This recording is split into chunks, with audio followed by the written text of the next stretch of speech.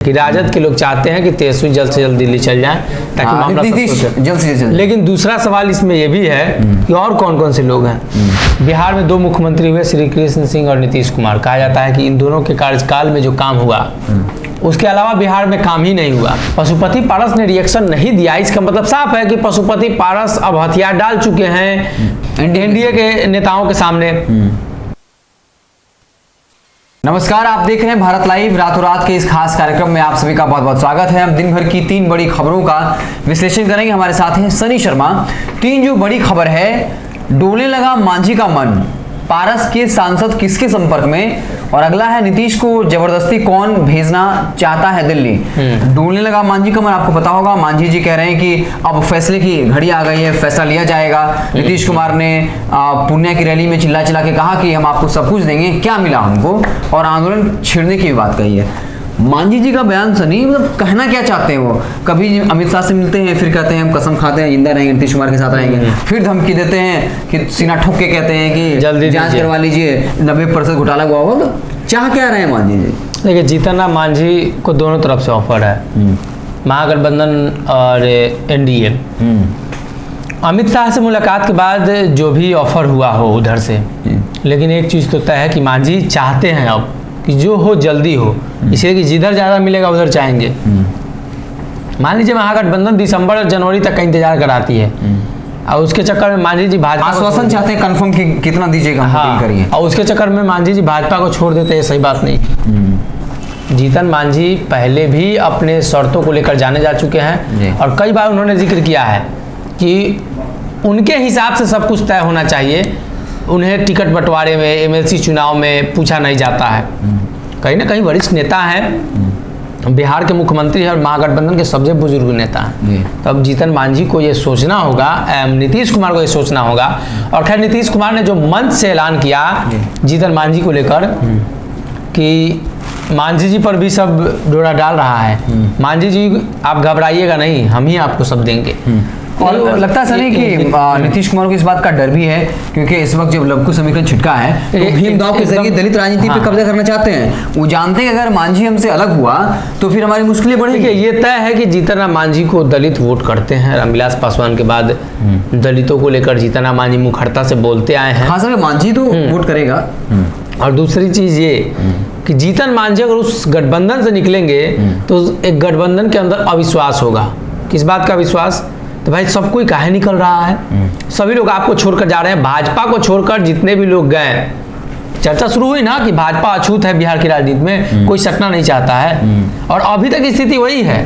पशुपति पारस को छोड़कर कोई अभी तक ऑफिशियली नहीं है। तो ये सवाल तो उत्पन्न होगा। दूसरी बात यह है कि राजनीति में परसेप्शन मैटर करता है। परसेप्शन ये जाएगा कि भाई आप दलित वोट बैंक की बात करते हैं, लेकिन चिराग पासवान आरोप लगा दिया कि नीतीश कुमार दलित की बात करते हैं, आपने रामविलास पासवान का कैरियर खत्म कर दिया। अब फिर ये आरोप लगेगा कि आप दलित की बात करते हैं आरजेडी जेडीयू, लेकिन आपने मांझी जी को निकाल दिया। तो परसेप्शन से डरेगी ये भी एक बड़ा सवाल है, और जिसको लेकर जीतन मांझी को लेकर चर्चाएं हो रही हैं। चलिए, और अगला है कि पारस के सांसद किसके संपर्क में। सनी, कार्यक्रम दिख रहा था और जो पारस जी की पार्टी है उसके तमाम सांसद एक साथ थे। उनके प्रवक्ता ने आके कहा कि जो लोग अफवाह फैला रहे थे कि हमारे सांसद संपर्क में, देखिए सब एक साथ खड़े, मजबूती के साथ, सब कुछ अफवाह है।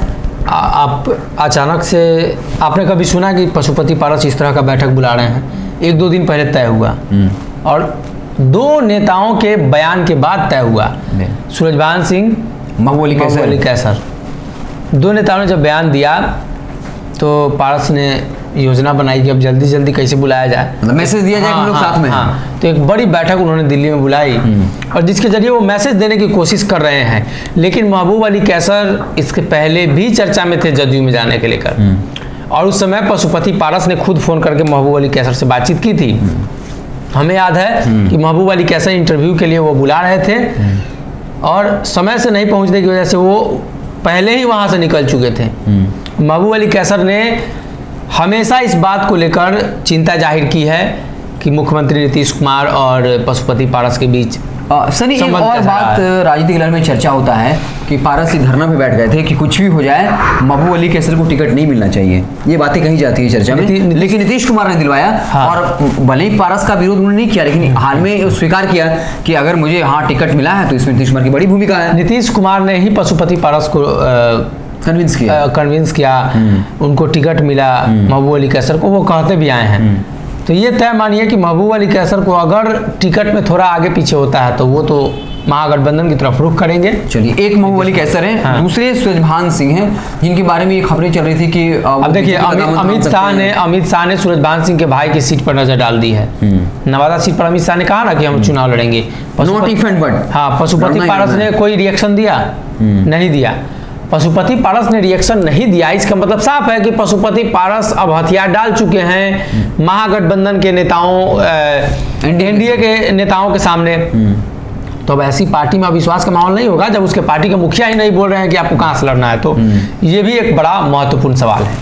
तो चलिए, और अगली खबर जो है कि नीतीश को जबरदस्ती कौन भेजना चाहता है दिल्ली। आरजेडी कार्यालय में एक पोस्टर लगा था सनी, जहां पर नीतीश कुमार बीच में कुर्सी पे बैठे हैं, लालू यादव खड़े हैं, राहुल गांधी खड़े हैं, और फिर पता चलता है कि एक दो खबरें होती हैं और फिर वो पोस्टर वहां से हटा लिया जाता है आरजेडी कार्यालय से बाहर।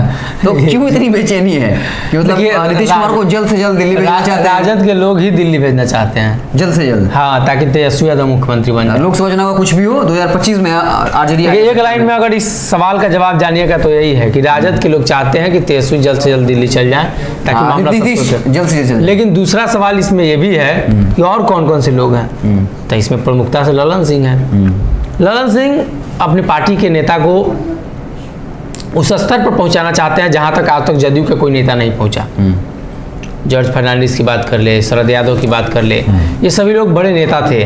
लेकिन नीतीश कुमार ने जो लकीर खींची है उस लकीर को अब बिहार में कोई नहीं खींच पाएगा, और आगे भी नहीं खींच पाएगा। हाँ, जदयू शायद बचे ही ना उसके ऐसा बाद। और जदयू में तो कोई खींचे नहीं पाएगा। अब जदयू बची कहाँ नीतीश कुमार के बाद? और बिहार की राजनीति में नीतीश कुमार ने जो लकीर खींच दिया, अब कोई मुख्यमंत्री नहीं खींचने जा रहा है। बिहार में 2 मुख्यमंत्री हुए, श्री कृष्ण सिंह और नीतीश कुमार। कहा जाता है कि इन दोनों के कार्यकाल में जो काम हुआ उसके अलावा बिहार में काम ही नहीं हुआ। 17 दूना 34 साल मान के चलिए, 15-16 साल वो भी रहे थे और नीतीश कुमार भी 17 साल। तो 34-35 साल में जो बिहार में काम हुआ है वही है बाकी लोगों के। तो ललन सिंह चाहते हैं कि उनके पार्टी के नेता राष्ट्रीय स्तर पर नेतृत्व करें और यही वो वजह है। एक बार फिर से चर्चा तेज हो गई है और ललन सिंह नीतीश कुमार को दिल्ली भेजने की तैयारी में, ताकि खुद डिप्टी चीफ मिनिस्टर कुर्सी पे नजर है, इस बात को इनडायरेक्टली सब जुड़ा हुआ है। तो चलिए, आपको हमारी बातचीत कैसी लगी, हमारा विश्लेषण कैसा लगा? आप इत्तेफाक रखते हैं, नहीं रखते हैं, तो आप क्या कुछ सोचते हैं कमेंट बॉक्स में जरूर बताइएगा। बहुत बहुत धन्यवाद। अगर ये वीडियो पसंद आई और वह बिहार के राजनीति और बिहारियत से सरोकार रखेनी तो सब्सक्राइब बटन दबा के चैनल के सब्सक्राइब कर ली। ओजे एगो घंटी बा, ओकरा बटन दबा देला से कुल सटीक और मारक खबर रुआ मुफ्त में मिल जाई। अगर रुआ पत्रकारिता के हमनी के नया प्रयोग में सहयोग कर चाहतानी तो ज्वाइन बटन दबा दी।